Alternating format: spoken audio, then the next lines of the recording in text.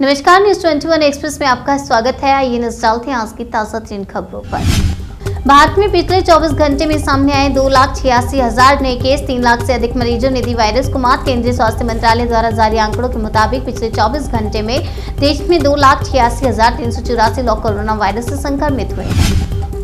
मथुरा में सपा पर जमकर बरसे अमित शाह, कहा अखिलेश के हाथ में शासन का मतलब गुंडा राज, हमारे राज में विकास ही विकास।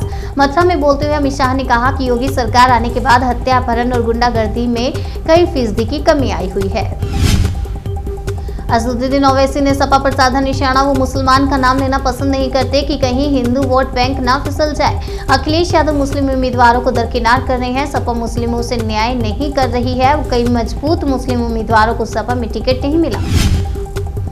पीएम मोदी को कोसते कोसते अब देश को कोसने लगे हैं कांग्रेसी। हामिद अंसारी के बयान पर नकवी का पलटवार। पूर्व उपराष्ट्रपति हामिद अंसारी ने आरोप लगाया कि हाल ही के वर्षों में हमने उन प्रवृत्तियों और प्रथाओं के उद्भव का अनुभव किया है जो नागरिक राष्ट्रवाद के सुस्थापित सिद्धांत को लेकर विवाद खड़ा करती है। अब बाजार में बिक्री के लिए उपलब्ध होगा कोविशील्ड कोवैक्सीन। डीसीजीआई ने कोविड-19 रोधी कोविशील्ड कोवैक्सीन टीकों को वयस्क आबादी के लिए नियमित रूप से बाजार में बिक्री की अनुमति दी है। आज से मिशन पंजाब पर राहुल गांधी स्वर्ण मंदिर में माथा टेक कर की प्रचार की शुरुआत। पंजाब में 20 फरवरी को होने वाले विधानसभा चुनाव के लिए कांग्रेस ने 109 उम्मीदवारों की घोषणा की है। 8 सीटों के लिए उम्मीदवारों के नामों की घोषणा भी बाकी है। सीएम योगी का अखिलेश पर निशाना, वे अवैध तमंचों की फैक्ट्री लगवाते थे, हम डिफेंस कॉरिडोर लाए। मुख्यमंत्री योगी आदित्यनाथ सपा के अध्यक्ष अखिलेश यादव पर हमलावर हैं। उन्होंने गुरुवार को 2012 से 2017 वाली सपा सरकार पर निशाना साधा और अपनी सरकार से तुलना की। अक्षमता के साथ खुलेंगे रेस्टोरेंट्स, सिनेमा हॉल, खत्म होगा वीकेंड कर्फ्यू। राष्ट्रीय राजधानी दिल्ली में वीकेंड कर्फ्यू खत्म हो गया। इसके साथ ही बाजारों में दुकानों से ऑड इवन नियम हट जाएगा।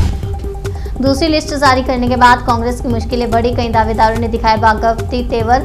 कांग्रेस पार्टी के अंदर टिकट की दावेदारी कर रहे कई नेताओं ने बगावती रुख अपना लिया है। ये नेता कांग्रेस के उम्मीदवारों की हार का दावा कर रहे हैं। कॉपीराइट उल्लंघन को लेकर गूगल सीईओ सुंदर पिचाई सहित 5 पर मामला दर्ज। गूगल के सीईओ सुंदर पिचाई पर मुंबई में एफआईआर दर्ज की गई है। बुधवार को मुंबई पुलिस ने जानकारी दी कि गूगल के सीईओ के साथ साथ 5 अन्य लोगों पर भी मामला दर्ज किया गया है। अगली खबर, राजस्थान से गणतंत्र दिवस समारोह में तिरंगे को सलामी देना भूले यूडीएच मंत्री धारीवाल। सुरक्षा गार्ड ने मंच पर चढ़कर दिलाया याद।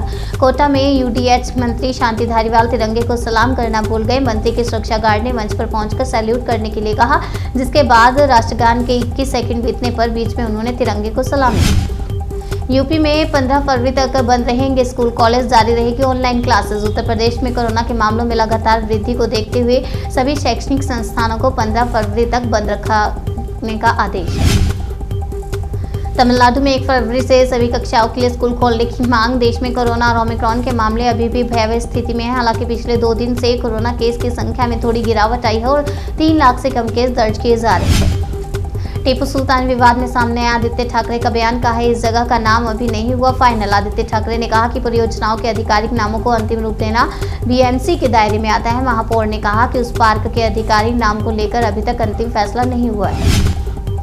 दिल्ली में वीकेंड कर्फ्यू खत्म, रात का कर्फ्यू रहेगा लागू। रेस्टोरेंट बार 50% क्षमता के साथ खुलेंगे। कोरोना पाबंदियों से दिल्ली को कुछ हद तक राहत मिल गई है। डीडीएमए के अधिकारियों के मुताबिक दिल्ली में वीकेंड कर्फ्यू खत्म करने का फैसला लिया गया है। कोरोना पाबंदियों को लेकर चल रही डीडीएमए की बैठक खत्म हो गई है।